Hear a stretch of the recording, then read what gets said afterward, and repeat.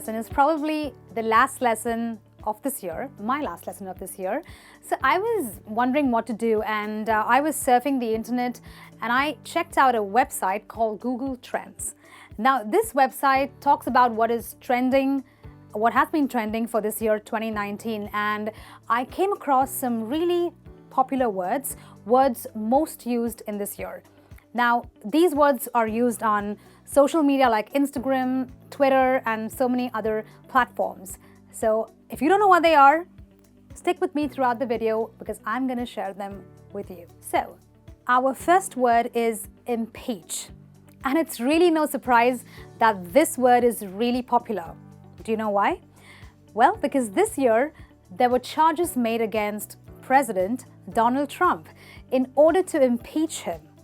So what does it mean to impeach? It simply means that you are charging someone with a crime or misdemeanor. It could be any serious crime or abuse of power that puts the nation at risk. However, there are some people who don't really understand this word. They think that impeaching someone means removing that person from power. Well, that's not completely true, because impeach means to charge someone with a crime. Whether the person is removed from power or not totally depends on whether you can prove if he or she is really guilty. So in a sentence, you could say, you need to have a strong case to impeach someone. Okay, our next word. Now, this word is more of a slang and has quite a few different meanings. So there are 3 different ways that you can use it. It could mean something legal. For example, are these insurance papers legit? Meaning, are they legal? Or you could also use it to say that something is really good. So you could eat something and you could say, these cookies, they are totally legit. Or you could sometimes use it as a replacement of the word very.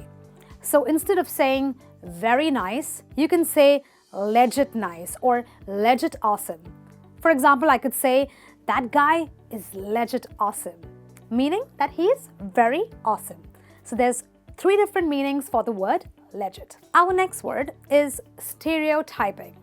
Now, this word means that you are viewing people or things from a mistaken idea or a mistaken belief that may be partly true, but not true in all cases. For example, the common stereotype is that Asians are better at studies or math. I mean, I'm an Asian, but I'm not good at math. And most people believe that African Americans are better athletes. Well, those views or beliefs are not really true, but they're only true maybe for a small section of people from these communities. So it's best not to stereotype or judge based on your limited belief. In a sentence, you could say, when you stereotype people based on their ethnicity, it shows that you are a very narrow-minded person. So don't stereotype. Okay, this other word is now used a lot because it is believed that even today there is a huge inequality between men and women. So this word misogyny means that you have a deep-rooted and ingrained prejudice against women. In other words, there is this underlying belief that women are still the weaker sex. You could also say that women are stereotyped as being the weaker of the 2 genders.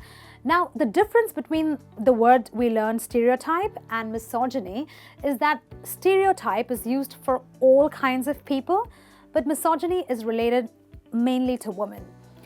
In India, the interesting thing is that our movies actually show a lot of misogyny because women actors are not, not given the lead roles.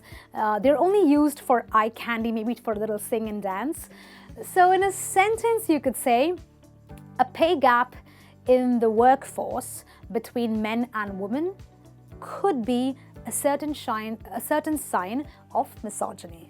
Our next word, well, that's slapstick, and this word is used to talk about comedy that is based on deliberately clumsy actions and humorously embarrassing events.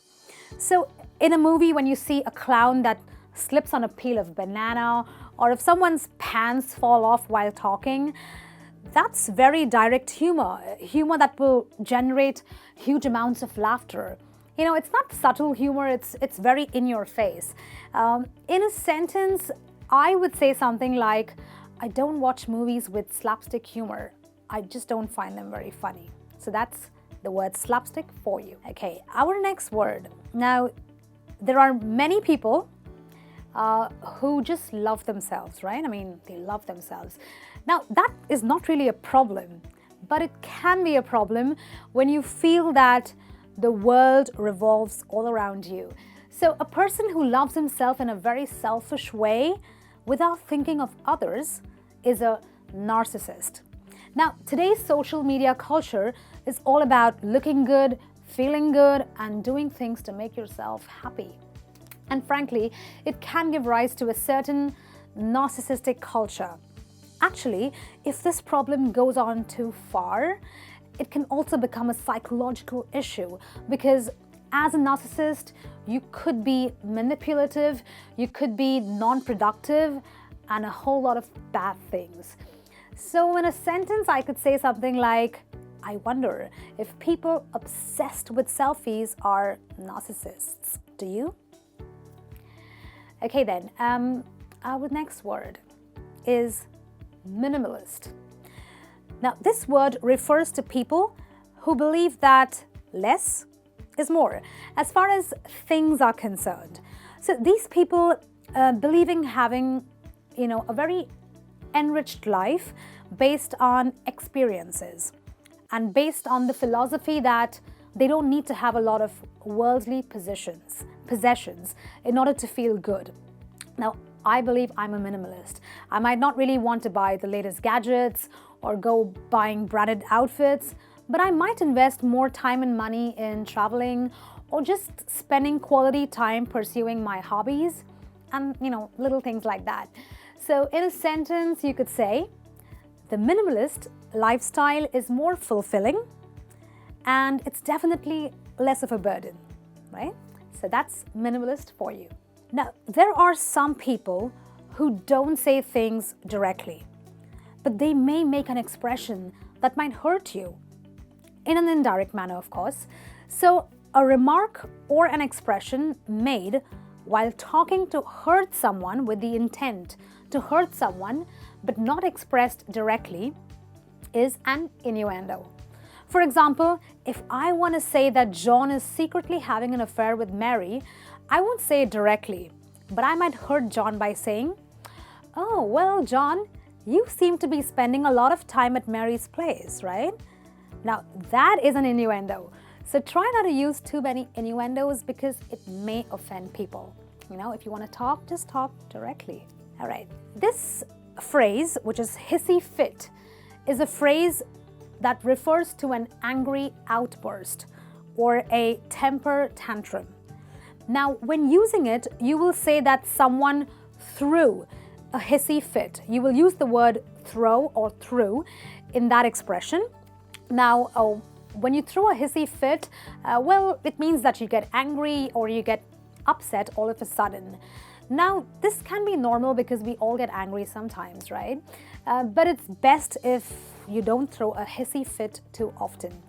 So in a sentence, I could say that when the actor was questioned about his private life, he threw a hissy fit, meaning he just started yelling or probably started cursing at the person who asked him the question. Okay, then the next word, thug. Now, a thug is a person who is a criminal or a person who is a part of a gang of criminals. But people now use it as a slang. It's a slang to say that someone is really a very sharp and direct person who can insult people with their comments. So in a sentence, you could say, don't mess with Leisha, she's a real thug, which means that she will tell you things like it is. So in other words, if this girl Leisha is upset, she might give you a piece of her mind and she might be really bad and insulting when she does that. Okay, so I guess it's kind of stylish to be a thug these days, but I personally believe that it is best to be polite and nice. Okay, so don't be a thug. Okay, the next word. Now, bullying by itself means that you are harassing someone, but cyberbullying means that you are harassing someone over the internet. And now, cyberbullying happens in many ways. It is sometimes done when you message mean messages, if you kind of send mean messages to someone on direct or on Insta message, or you could sometimes hack someone's social media account to harass them, or you could threaten to reveal someone's personal life on an online platform. It does happen a lot among the youth, I believe. So we should really be careful about cyberbullying. So in a sentence, you could say that cyberbullying is something that people need to fight every day. Okay, not very good, but we have to fight it every day. All right, flight shame. Okay, now this word means that a reluctance means that you have a reluctance to fly by air, by plane, because you are worried that it might release a lot of pollutants which are not the best for the environment. Now, how many of you know the climate activist Greta Thunberg? Yeah, she's the 16-year-old who started her speech at the United Nations in America with a scathing, "How dare you?" So she is someone who has flight shame because she prefers taking the more environmental friendly way of transportation. So the truth is that she actually traveled from Sweden, her home country, to the US by a yacht manned by 30 men. Well, she definitely takes climate problems very seriously, right? In a sentence, you could say, people concerned about the environment are now changing their travel habits because of flight shame. Okay, our next expression, carbon footprint. Okay, now what is a footprint? A footprint means that there is a trace of something or someone being there, right? I mean, if you came to my house and I saw your footprints, it would mean that you were there at my house. So what is a carbon footprint? It is a trace of carbon dioxide released into the atmosphere because of the pollutions caused by people, right? So this pollution can be traced back to us because we are the ones who've caused it, right? So we should try and keep down the pollution that we cause. In a sentence, you could say, I think it's best that we don't cause pollution and ensure that we don't leave a carbon footprint. Don't leave a trace of any kind of pollution. Well, that's it from me on this lesson on the most searched or the most popular words of 2019. I'm sure you can use it every day in a lot of your conversations because they are very relevant to our culture today. I'll be back with some more lessons in the next year, but until then, keep using these words and do put your comments on what and how you will use them. Okay, I'll be back with some more lessons. Take care. Bye.